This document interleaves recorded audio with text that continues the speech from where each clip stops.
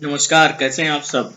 एक बार फिर आपके बीच आज मैं डिसोल्यूशन ऑफ पार्टनरशिप पार्ट 3 लेकर उपस्थित हुआ हूँ। इसमें हम एक न्यूमेरिकल क्वेश्चन देखेंगे कि कैसे हम रियलाइजेशन अकाउंट, कैपिटल अकाउंट और कैश अकाउंट बनाते हैं। साथ ही मैं इसमें जर्नल एंट्री करना भी आपको बताऊंगा। तो आइए देखते हैं प्रैक्टिकल क्वेश्चन या numerical question related to dissolution of partnership form.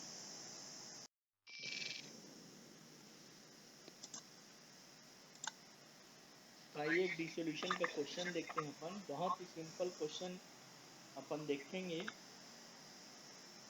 तो क्वेश्चन है, हम कर रहे हैं डिसोल्यूशन ऑफ पार्टनरशिप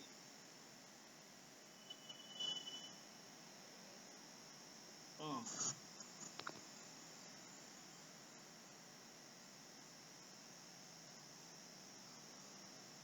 अब यहाँ देखिए ए और बी का निम्नांकित चिट्ठा है जो कि बराबर के साझेदार हैं। बैलेंस शीट उनका दिया है, कैपिटल ए का 10,000, बी का 7,000, creditor 3,000, as loan 4,000, machinery 9,000, plant 10,000, debtor 2,500, bank 2,500। उन्होंने फर्म के विघटन का निर्णय लिया। संपत्ति से निम्नलिखित वसूली हुई। मशीनरी पर उसके पुस्तकीय मूल्य से 20% कम, प्लांट पर उसके पुस्तकीय मूल्य से 10% कम, देनदारों पर 2,000 लेनदारों को 10% कटौती पर भुगतान किया गया। आवश्यक जनरल प्रविष्टि कीजिए और विघटन के संबंध में आवश्यक खाते यह मानकर खोलिए कि समापन व्यय 500 रुपये है। देखिए, सबसे पहले मैं आप लोगों को बताता हूँ अकाउंट्स बनाना। हम अकाउंट्स बना लेंगे तो जनरल एंट्री 2 मिनट में हम बना सकते हैं, ठीक है।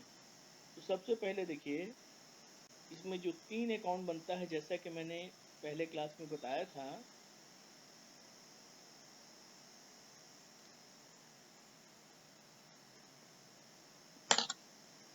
रियलाइजेशन अकाउंट पहला,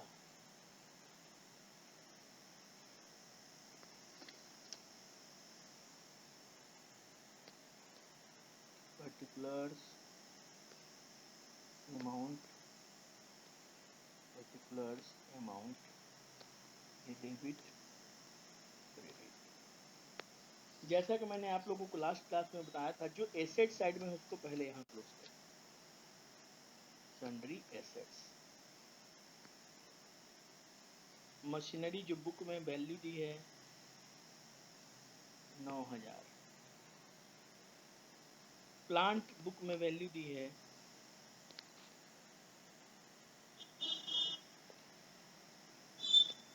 प्लांट की वैल्यू मैं बता रहा था 10,000 रुपये। इसी प्रकार डेटर है, डेटर की वैल्यू है 2,500।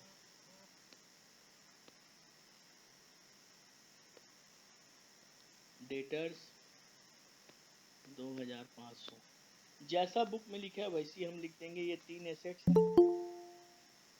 बैंक इसमें नहीं आता है। अब हम क्रेडिट साइड के ट्रांजेक्शन्स को लिख देते हैं, बाय सन्ड्री लायबिलिटीज। केवल इसमें एक चीज आएगा, वो है क्रेडिटर्स। एज लोन नहीं आएगा क्योंकि पार्टनर से रिलेटेड है। ये 3,000 रुपये बाहर लिख दिया। अब उसके बाद ये पहला 2 स्टेप होने के बाद जो हम एसेट से रियलाइज करते हैं वो हमेशा नीचे दिया रहता है एडजस्टमेंट में, वहाँ से हम देख के लिख लेते हैं। ये होगा बाय कैश या बैंक। जैसे यहाँ बैंक बैलेंस दिया, बैंक लिख लीजिए। सबसे पहले लिखा है मशीनरी पर इसके पुस्तकीय मूल्य से 20% कम। मशीन का कीमत 9,000 है, 20% कम मतलब 80% मिला। 8 9 जा 72, मशीनरी से 7200 रुपये मिला।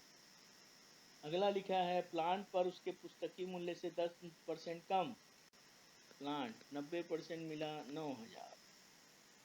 उसके बाद डेटर से 2,000, हम डेटर्स को लिख दिए 2,000। इस प्रकार और कुछ नहीं है, तीनों एसेट क्लोज हो गया, तीनों एसेट का रियलाइज हो गया, ये हो गया 18,200 रुपया। ऐसे ही लायबिलिटी साइड का पेमेंट करेंगे टू कैश या बैंक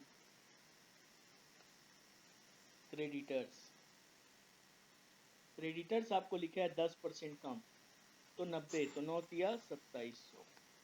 जैसे मैं लिख रहा हूँ वैसे ही बैंक कॉलम को कैश ट्रांजेक्शन्स को कैश हेड के अंदर ही लिखना है। दूसरा यहाँ पे दिया है रियलाइजेशन एक्सपेंस 500 रुपीज़, ये हो गया 3,200 रुपया। कोई भी ट्रांजेक्शन अब शेष नहीं रहा, हम सारे ट्रांजेक्शन्स को क्लोज कर दिए।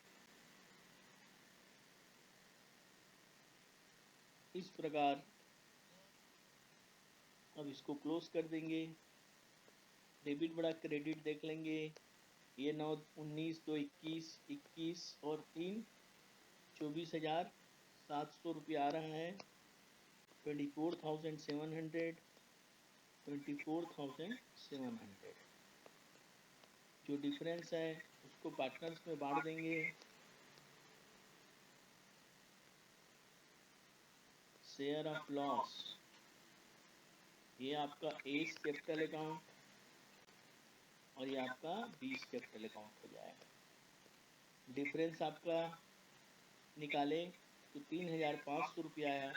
इसको हम बराबर बराबर, क्योंकि क्वेश्चन में कुछ नहीं बोला है तो दोनों पार्टनर को बराबर बराबर दे। अब अगला अकाउंट जो बनता है वो होता है partners capital account.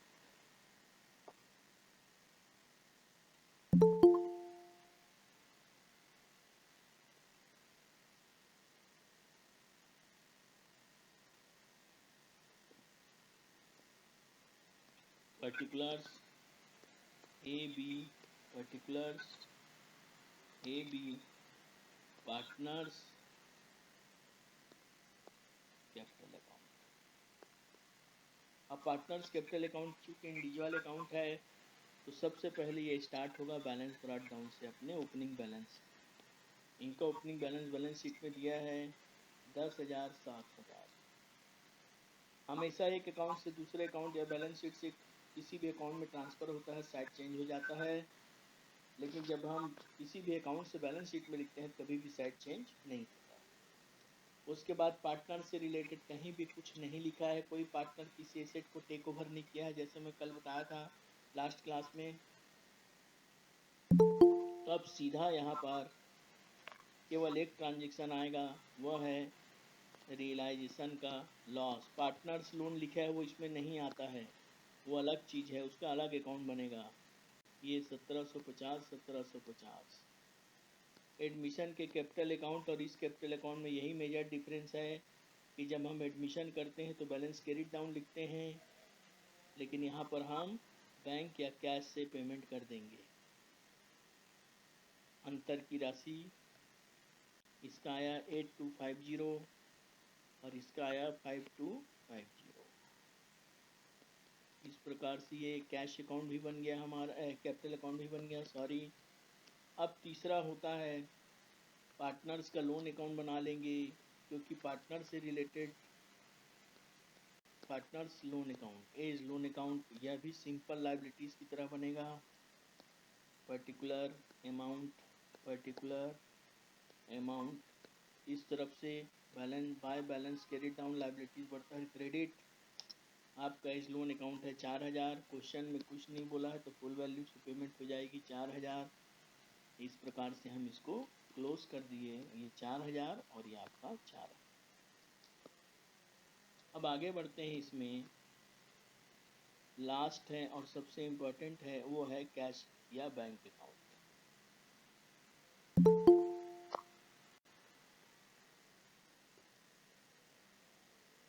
Bank account कुछ कैश विद बैंक कॉलम भी लिखते हैं, cash account with bank column भी लिख सकते हैं। पर्टिकुलर जिसका बैलेंस दिया हो उसका अकाउंट बना लो, ज़्यादा अप्रोप्रिएट है। यहाँ बैंक का बैलेंस दिया इसलिए हम बैंक अकाउंट बना ले रहे हैं।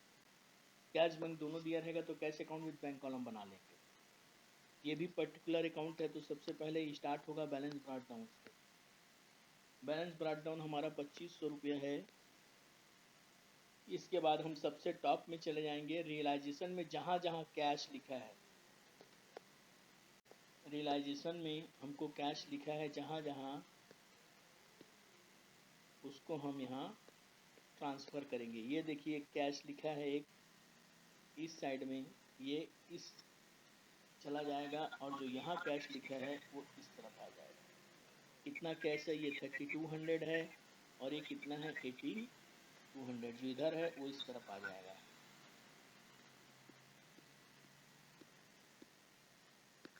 तो इधर का 18,200 जो यहाँ क्रेडिट है, ये उधर डेबिट हो जाएगा, और डेबिट वाला क्रेडिट हो जाएगा। इस प्रकार से हम यहाँ लिखेंगे पैसा आ रहा है हमारे पास, तो यहाँ लिखेंगे टू कहाँ से आ रहा है? Realisation account. क्यों आ रहा है? एसेट्स रियलाइज किए हैं 18,200 रुपया। बाय रियलाइजेशन अकाउंट यहाँ लिखेंगे। अब उसके बाद लाइबिलिटीज़ का, लाइबिलिटीज़ पेड कितना है? क्रेडिटर प्लस वो 3200 रुपया यहाँ पे। जब हम एक बार उसको रियलाइजेशन को अपडेट कर लिए, फिर और देखेंगे कहाँ पर कैश है, तो हमने देखा अगला कैश जो है वो इस जगह पे अवेलेबल है, ये और ये। क्योंकि ये डेबिट में है तो इधर आके क्रेडिट हो जाएगा। सिंपल वर्ड में, जो मेरे कैश को बढ़ाएगा वो डेबिट, और जो मेरे कैश या बैंक अकाउंट को कम करेगा क्रेडिट। यहाँ लिखेंगे by capital account, partners capital account.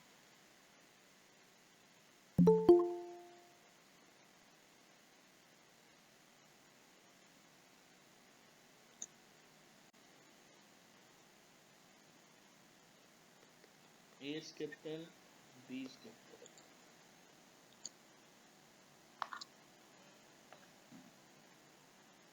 ये 250 और ये 5250। हम और देखेंगे कहीं और कैश है। हाँ सर, एक जगह और कैश है, वो है आपका एज लोन अकाउंट के रूप में। वो भी उधर खुला है तो इधर आके पेमेंट होगा एज लोन अकाउंट, जो कि 4,000। इस प्रकार हमने क्रमशः सभी कैश जहाँ जहाँ थे उसके हमने यहाँ पे पोस्टिंग कर दिए, और जब हम इसको सम अप करेंगे तो हमेशा टोटल 20,700, ये 20,700 यहाँ भी आएगा, और 20,700 यहाँ। अब इसमें जर्नल एंट्री को थोड़ा स्पीड से हम देख लेते हैं। पहले भी मैंने बताया हुआ है आप लोगों को, जनरल एंट्री करना सबसे सरल। ब्रॉट डाउन की एंट्री कभी नहीं करते हैं। जो बैलेंस ब्रॉट डाउन वर्ड लिखा रहता है उसकी जनरल एंट्री कभी नहीं करते हैं। बाकी जो टू है वो बाय हो जाता है, टू ही रहता है, और बाय डेबिट हो जाता है। जैसे इसमें देखिए ये वाला है, इसकी एंट्री हो जाएगी realisation account DR to sundry assets amount है आपका टोटल लिख लेंगे अपन 21,500, 21,500 पहला एंट्री। दूसरा देखिए जो बाय है ये हमेशा डेबिट हो जाता है, तो यहाँ लिखेंगे sundry liabilities account DR to 3,000, 3,000।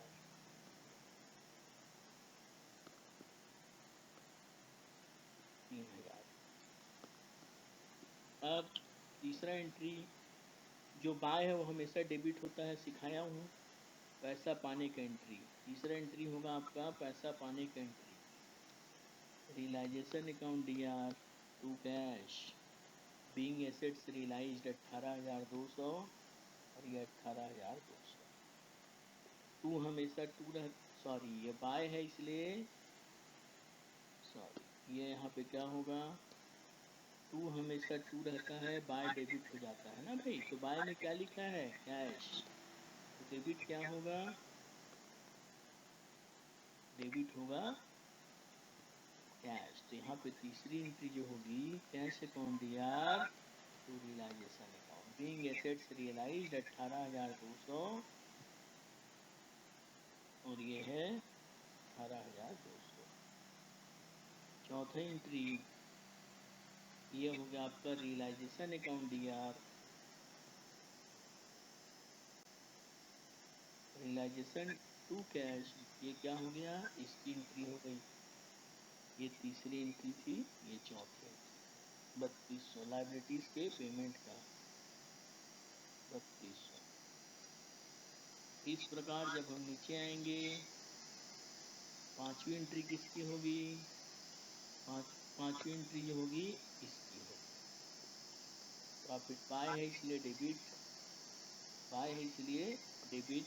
कौन कौन सा debit, A capital account DR, B capital account DR, to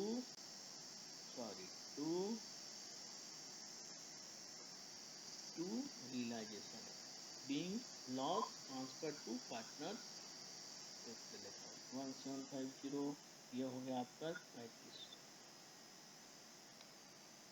ये जनरल एंट्री हो गया। कितनी जनरल एंट्रीज होंगी, बैलेंस ब्रॉट डाउन की एंट्री नहीं होती है, ये कैपिटल ट्रांसफर है। अब इसकी जनरल एंट्री होगी, ये जो फाइनल पेमेंट होगा, टू है तो टू ही लिखेंगे। 6 entry, S capital account DR, B capital account DR, to cash या बैंक, जैसा लिखा है बैंक। ए को हमने 8,250 रुपये पेमेंट किया, बी को हमने 5,250, इस प्रकार से 13,500 पेमेंट किया।